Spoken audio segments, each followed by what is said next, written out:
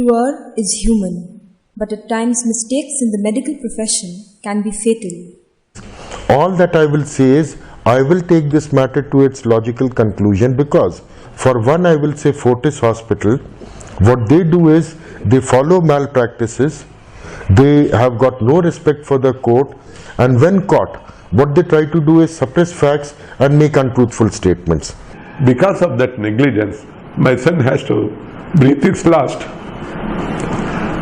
on 8th May. So he had his wife of just 28 years old and a daughter of about 3 years old and one son of just 8 months. Muniraju is in debt and has not worked for the last 4 years.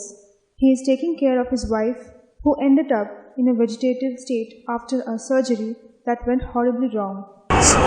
ನನ್ನ wife ಶೈಲಾಜ್ Jagr back pain ಬರ್ತಾ ಇತ್ತು 1 ಇಯರಿಂದ. So ನಾವು ಮಲ್ಲಿಗೆ medical centre doctor ಮುತ್ತು ಅಂತೇಳಿ ortho surgeon ಹತ್ರ November 27, 2009 OPD ಬೇಸಲ್ಲಿ ಹೋದ್ವಿ. She was diagnosed with a slipped disc and advised to undergo an operation. So ನಾನು ಕೇಳಿದಿಲ್ಲ, ಇದು ಸರ್ಜರಿ ಇಲ್ಲದೆ ಬೇರೆ ಆಲ್ಟರ್ನೇಟ್ ಏನಾದರೂ ಇದೆಯಾ ಇದಕ್ಕೆ. ಸೊ ಇದು ಫಿಸಿಯೋಥೆರಪಿ ಅಥವಾ ಬೆಡ್ ರೆಸ್ಟು, ಟ್ರ್ಯಾಕ್ಷನ್ನು, ಇಲ್ಲ ಬೇರೆ ಒಂದು ಇಂಜೆಕ್ಷನ್ ಎಲ್ಲ ಬಂದಿದೆಯಲ್ಲ ಅದೆಲ್ಲ ಕೊಟ್ಟು ವಾಸಿ ಮಾಡ್ಬೋದು ಅಂತ ಕೇಳಿದ್ರೆ ಇಲ್ಲ, ಸೊ ಅವ್ರು ಮಾಡಿಸ್ಲೇಬೇಕು, ಮಾಡಿಸಿಲ್ಲ ಅಂದರೆ ರೈಟ್ ಲೆಗ್ ಕೊಲ್ಯಾಪ್ಸ್ ಆಗಿಬಿಡುತ್ತೆ ಅಂತೇಳಿ. It's half an hour surgery. So ಇವ್ರು staying 1 day in hospital, next day discharge ಅಂತೇಳಿ ಅವ್ರು ನಮಗೊಂದು ಅಶ್ಯೂರೆನ್ಸ್ ಕೊಟ್ಟರು.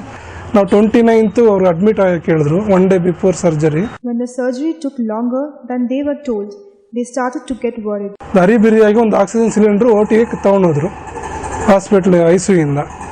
ಸೊ ನಮಗೆ ಸ್ವಲ್ಪ ಗಾಬರಿ ಆಯ್ತು, ಇದೇನು ಇದು ಆಕ್ಸಿಜನ್ ಸಿಲಿಂಡರ್ ತಗೊಂಡು ಹೋಗ್ತಾ ಇದಾರಲ್ಲ ಅಂತೇಳಿ. ಸೊ ಒಂದು ಅರೌಂಡ್ 10 o'clock ಅಷ್ಟೊತ್ತಿಗೆ ಒಬ್ಬ ಡಾಕ್ಟರ್ ಅಲ್ಲಿ ರವೀಂದ್ರ ಅಂತೇಳಿ ಈಸ್ ಎ ಫಿಸಿಷಿಯನ್. ಸೊ ಜೋರಾಗಿ ವೆಂಟಿಲೇಟರ್ ರೆಡಿ ಮಾಡಿ ಅಂತೇಳಿ ಸ್ವಲ್ಪ ಕಿರ್ಚ್ಕೊಂಡ್ರು OTಯಿಂದ. ಆಪರೇಷನ್ ಥಿಯೇಟ್ರಿಂದ ಡೈರೆಕ್ಟಾಗಿ ICUಗೆ ಶಿಫ್ಟ್ ಮಾಡಿಬಿಟ್ಟು ವೆಂಟಿಲೇಟ್ರಲ್ಲಿ ಪೇಷಂಟ್ನ ಕನೆಕ್ಟ್ ಮಾಡಿಬಿಟ್ರು ವಿತ್ 100% ಆಕ್ಸಿಜನ್ ಸಪೋರ್ಟ್. ಸೊ ಅವರು 24 hours ರಿಕವರಿ ಆಗ್ತಾರೆ ಅಂತ ಹೇಳಿದ್ರು. ವೀಕು ಕಳೆದಾದ್ಮೇಲೆ ಅವ್ರಿಗೆ ಕಾನ್ಷಿಯಸ್ನೆಸ್ ಬಂದೇ ಇಲ್ಲ, ಸೇಮ್ 100% ಆಕ್ಸಿಜನ್ ಅಲ್ಲೇ ಇದ್ರು. The doctors offered no explanation about why Muniraju's wife had not regained consciousness, and to make things worse, they ordered him to take his wife out of the hospital. ವಾರ್ಡ್ಗೆ ಕರ್ಕೊಂಬಂದಾಗೆ ವಾರ್ಡ್ಗೆಲ್ಲ lock ಹಾಕ್ಬಿಟ್ಟು ಶೈಲಾಜ್ ಇದ್ದಿದ್ದು ವಾರ್ಡ್ಗೆ ಅವ್ರದ್ದು medicine ಏನಿತ್ತು ಮತ್ತು ನಮ್ಮ ಥಿಂಗ್ಸ್ ಏನಿತ್ತೆಲ್ಲ ಹೊರಗಡೆ ಹಾಕ್ಬಿಟ್ಟು ವಾರ್ಡ್ ಲಾಕ್ ಮಾಡಿಬಿಟ್ಟಿದ್ದಾರೆ. ಅದಾದ್ಮೇಲೆ ನಾವು ಹೈಗ್ರೌಂಡ್ ಪೊಲೀಸ್ ಸ್ಟೇಷನ್ಗೆ ಕಂಪ್ಲೇಂಟ್ ಕೊಟ್ವಿ. ಸೊ ಅದಾದಮೇಲೆ ನಾವು ಕರ್ನಾಟಕ ಮೆಡಿಕಲ್ ಕೌನ್ಸಿಲಲ್ಲಿ ಒಂದು ಕೇಸು ಫೈಲ್ ಮಾಡಿದ್ರೆ ಒಂದು 10 to 15 members hospital staff including administrator, medical superintendent of Mallige hospital and ward boys, nurses 15 members ಬಂದ್ಬಿಟ್ಟು ನನ್ನ ಏಕಾಏಕಿ ಹಿಡ್ಕೊಂಡು ನನ್ನ ಗಟ್ಟಿಯಾಗಿ ಹೋಲ್ಡ್ ಮಾಡಿ ನಮ್ಮ ಮಿಸ್ಸಸ್ನ ಒಂಥರ ಅನಿಮಲ್ ರೀತಿ ಆಗಿದ್ರೂ ಅವ್ರನ್ನ ಫುಲ್ ಫೋರ್ಸಿಬಲ್ ಎಳ್ಕೊಂಡು ಬೇರೆ ಕಡೆ ಎತ್ಕೊಂಡು ಹೋಗ್ಬಿಟ್ರು. 9:30 ನೈಟು MS ರಾಮಯ್ಯ ಹಾಸ್ಪಿಟ್ಲ್ ಕರ್ಕೊಂಡು ಹೋಗಿದ್ದೀವಿ ಒಂದು ಹೈಯರ್ ಟ್ರೀಟ್ಮೆಂಟ್ಗೆ ಅಂತ ಹೇಳಿದ್ರು. She was kept in MS Ramaya's teaching hospital for 6 months, but there was no improvement. For 2 years now, Shailaja Reddy has been in a permanent vegetative state, completely dependent on her family. Her family now argues that for a slipped disc, did Shailaja even need a surgery in the first place? Many medical experts are of the opinion that in a rush to meet targets, hospitals are run as corporate houses. Doctors and surgeons advise and perform many unnecessary surgeries on their patients. There is a great deal of culpability involved here. Personally, at the risk of annoying a lot of my friends, I would stick my neck out and say that I don't think the health industry should be an industry. Sadly, what is happening to the health industry today is not only the attitudes, but even the people, highly paid CEOs, highly paid corporate administrative systems in a hospital that chew up a lot of money, counter to the good health of a health delivery system. I think that if hospitals charge much less than they do now, and if they refuse to work like a IT industry, an IT company that is listed on the stock market, if they did not work in that way, they could still make a lot of money and they could still give health care to patients a lot cheaper than they are doing now, a lot more honestly than they are doing now. If you have a hospital that has a good flow of patients going through it, like this hospital does, it's earning money. It's earning money. But they are not necessarily looking at a growth rate of so many percent which has to increase year on year. They don't have all those kind of, they don't carry that corporate baggage with them. What the hell is wrong with that?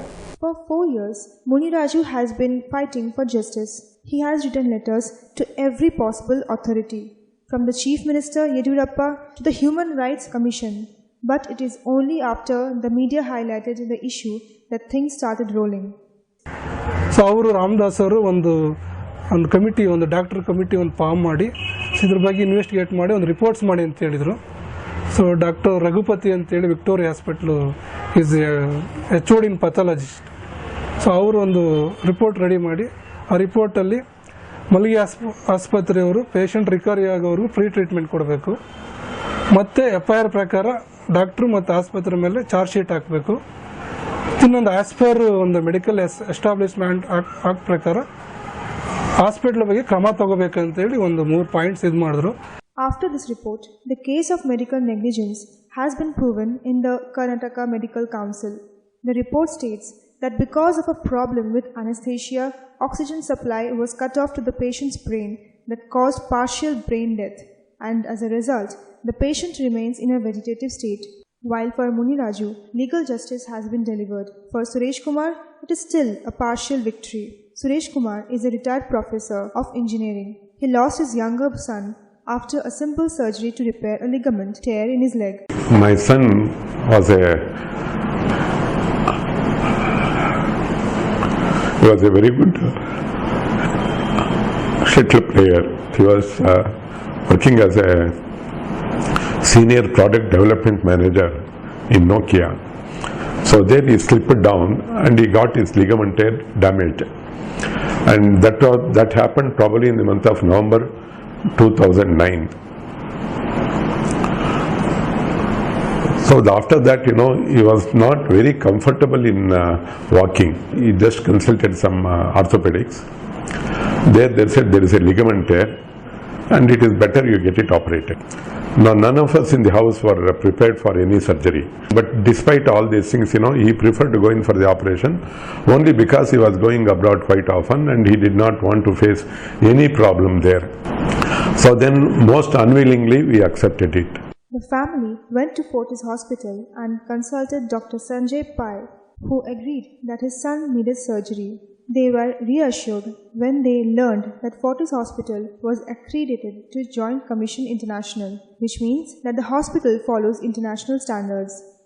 We never knew who was operating my son Sanjay. Inside the operation theatre, my son Sanjay asked doctor who was about to operate him, "Who are you? Where is Dr. Sanjay Pai?" Sanjay Pai never came to the theatre. He engaged some junior doctor by name Dr. Jeevan and he operated my son. We brought him back home. He was hale and healthy, absolutely there was no problem.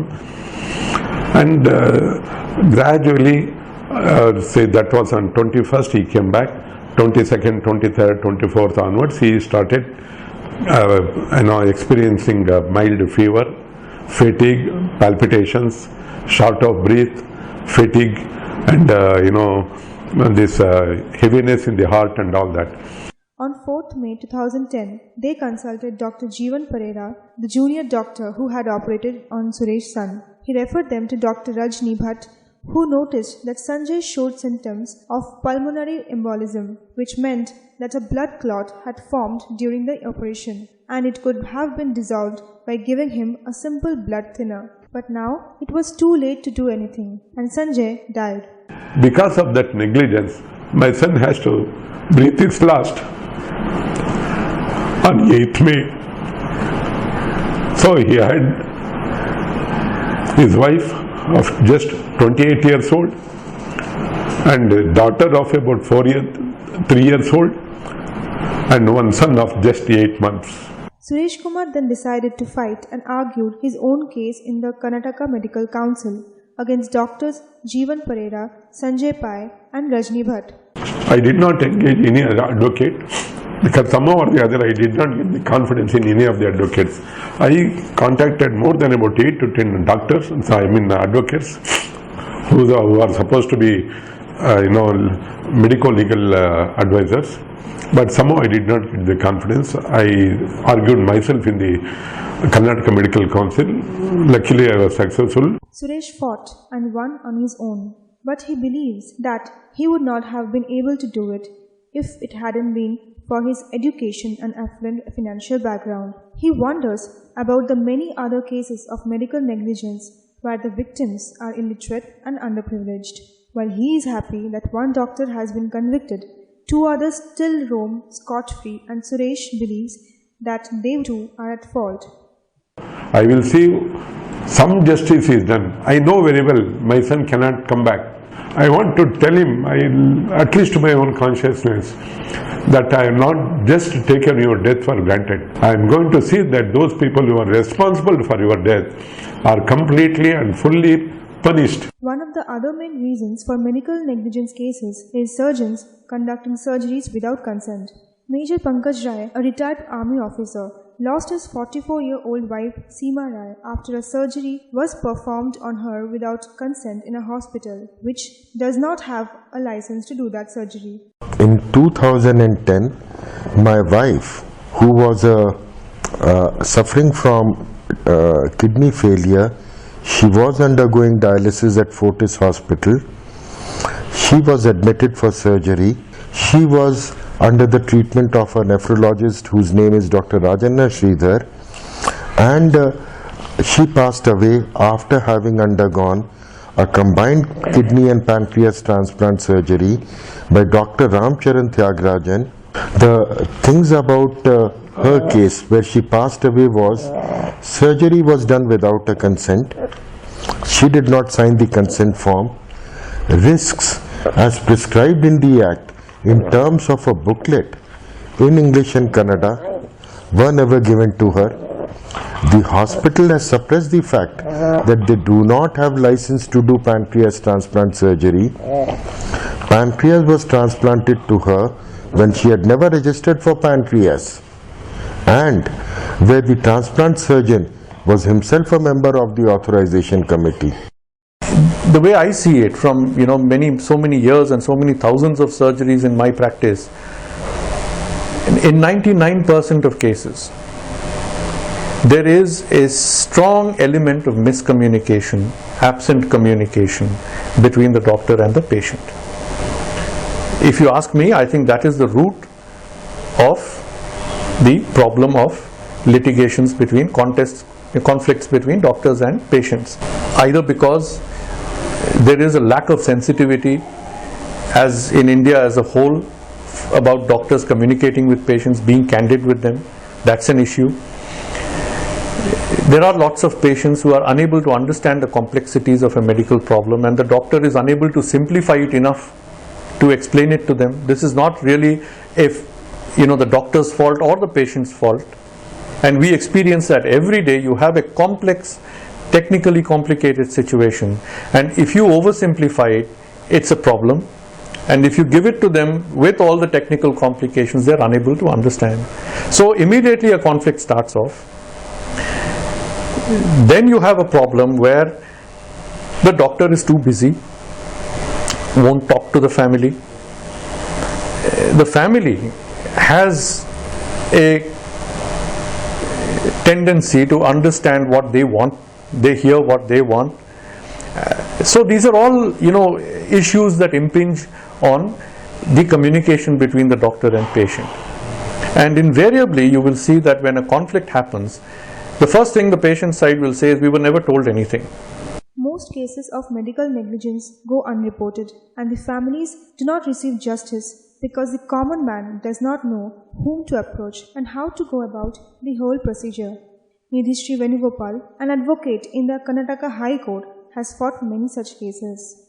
See, medical negligence, there isn't a special enactment as such that brings medical negligence within the purview of the law. Existing laws itself cover medical negligence. So, the remedies that are available to anyone who feels that they are victimized by certain medically negligent doctors would be you approach the consumer forums, or you approach the criminal courts, or you also approach the Medical Council of India. Though there are a lot of medical negligence cases that we see on an everyday basis, it is also a fact that medical negligence is a very new subject. It has been there from time immemorial, but when it comes to the laws, it's only in the last 2 decades that medical negligence has even been considered as a consumer matter or a service provider consumer relationship, the relationship between the doctor and a patient. So in terms of remedies, etc., India as a litigious society has been slow to wake up to cases of medical negligence. In fact, there's this concept of taking out insurance, malpractice insurance, that I don't know how popular it is in India, but I know in the US it's a very big thing, where they actually, every professional, every doctor, every hospital, big hospital worth its name, carries out something called malpractice insurance. So if they are sued for malpractice or for medical negligence, then they already have an insurance policy in place. So Pankaj, Suresh and Munni Raju today have found some solace in the fact that they challenged the medical authorities, and after years of fighting, they were awarded justice. But nothing can ever compensate for the loss of their loved ones.